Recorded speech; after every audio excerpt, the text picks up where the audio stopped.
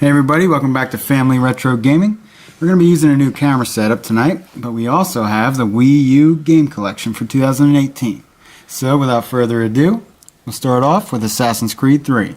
This game also came out for the Xbox 360 and the PlayStation 3. It came out for the Wii U when the Wii U was kind of new. This was before all the third-party support kind of dissipated. But this is Assassin's Creed 3 for the Wii U. Our next game is Bayonetta 2.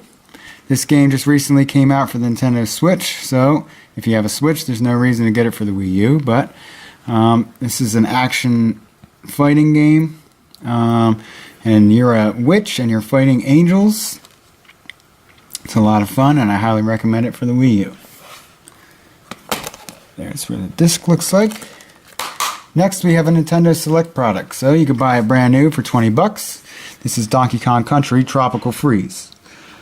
This is a great platformer, and it is also out for the Switch. A lot of these games have been ported or revised for the Switch, so you could kind of count this as a Switch review as well. So it's a great game to have. I highly recommend it for the Wii U. It's Donkey Kong Country Tropical Freeze. The next game we have is Fast and Furious Showdown. I wouldn't recommend this to my worst enemy. It's a terrible game, and I don't think anyone should purchase it. But nonetheless, it is in our collection. It's a horrible arcade racing game for the Wii U. It's Fast and Furious Showdown. Next game we have is The Legend of Zelda: The Wind Waker HD. I highly recommend this game. It was great on the GameCube, and it's great here on the Wii U.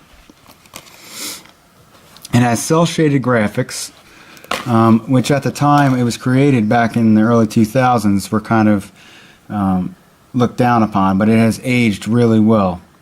That's The Legend of Zelda: The Wind Waker HD. The next one we have is The Legend of Zelda: Twilight Princess HD. Another old Zelda remake, but it comes to the Wii U and it's a really good remake. Twilight Princess HD. It also came in a special edition here. Came with the Wolf Link amiibo and the soundtrack for the game. Moving right into Lego Dimensions. This is a Toys to Life game. It came with a stand that you would purchase packs of Legos, build them, tap them on the stand, and they would come to life on the screen. This is Lego Dimensions. You can see you have Batman, Lord of the Rings, whoever that is. Next game we have here is Mario Kart 8. Mario Kart 8 had a revision on the Switch called Mario Kart 8 Deluxe, but it first came out here on the Wii U, and it was a lot of fun when it was here by itself. It's Mario Kart 8.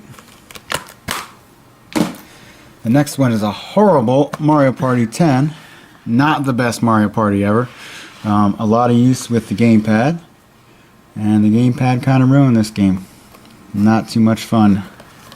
It's Mario Party 10 for the Wii U. Next we have a Mario Sports game, and that would be Mario Tennis Ultra Smash. It's a fun game for about 10 minutes, and then it just gets completely repetitive and pretty boring. It's Mario Tennis Ultra Smash. Let's slide our next pile over here. Okay. Next game we have here is Mighty Number 9. This was a Kickstarter game. A lot of people funded this game, and the developers did not really create it on time, or not the time that they said they would have it done by, and it was also not made that well. Kind of a crappy game, but nonetheless it is a platformer for the Wii U, for the Xbox One, for the PlayStation 4. It came with an art book. This is a download for that character, and it also came with a poster here. That would be Mighty Number 9.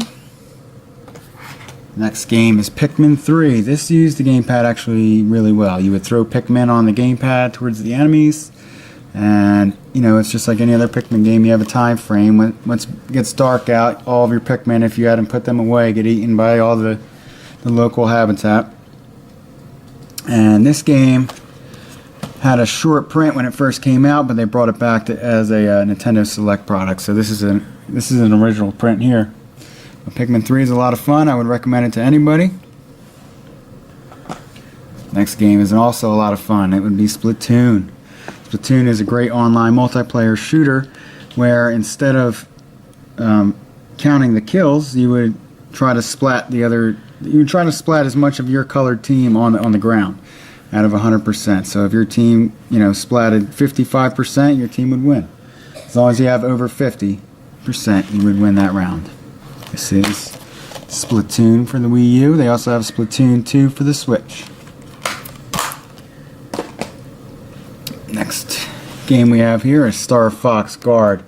Now this came bundled with Star Fox Zero.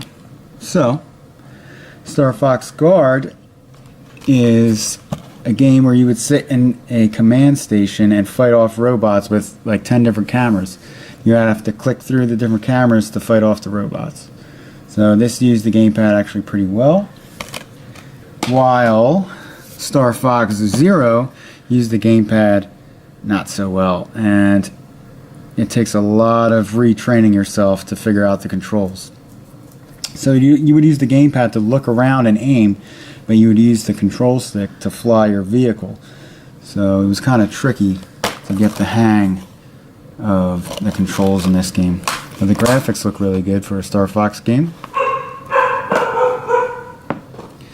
The next game we have here is Super Mario Maker. Sorry for the dogs. Super Mario Maker, you go around and you build Mario levels, post them online for the whole world to play, and you could also play other people's levels. This is a Day 1 edition for Mario Maker for the Wii U. It says play, create, and share. And that's basically the gist of this game. You could play it as the original Mario, Super Mario Bros. 3, Super Mario World, and the Super Mario Bros. For Wii U. The next game we have is Super Smash Bros. For Wii U, and up until a couple weeks ago, this was the way to play Super Smash Bros. Of the modern age. Unless you're a Melee player, and that's a whole other story. But Super Smash Bros. For Wii U is a great game, and Super Smash Bros. Ultimate picked up where the Wii U left off. And since not a lot of people had the Wii U, this holds a special place in my heart. Moving on, we have the Wonderful 101, and you basically combine superheroes to fight crime in this game. It's an interesting concept, and it does use the gamepad pretty well. So that's the Wonderful 101. We're going to roll right into Xenoblade Chronicles X. If you do purchase this game, you would have to purchase a larger external storage because this game takes up a lot of space for memory. But it is a lot of fun, a giant open world action RPG.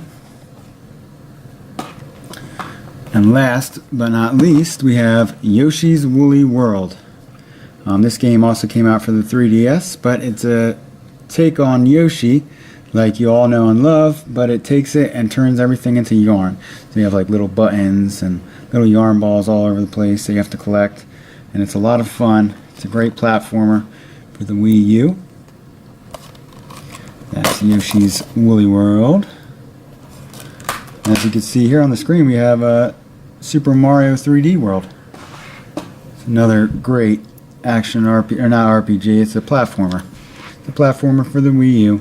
So that's all the games we have here. Thanks for watching. Until the next time, please remember to like, comment, and subscribe. Alright, thanks guys. See ya. Hey everybody, so we are welcome here.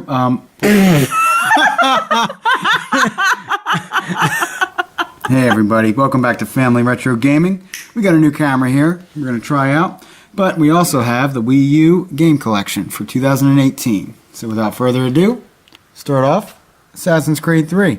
Don't mind the cat.